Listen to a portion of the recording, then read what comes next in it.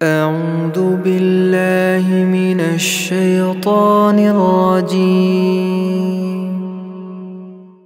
বিতাড়িত শয়তান হতে পানাহ চাইছি। بسم الله الرحمن الرحيم পরম করুণাময় অতি দয়ালু আল্লাহর নামে।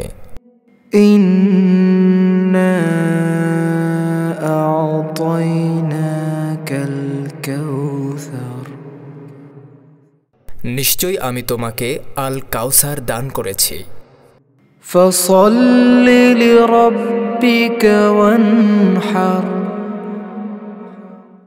অতএব তোমার রবের উদ্দেশ্যেই সালাত পড়ো এবং নহর করো।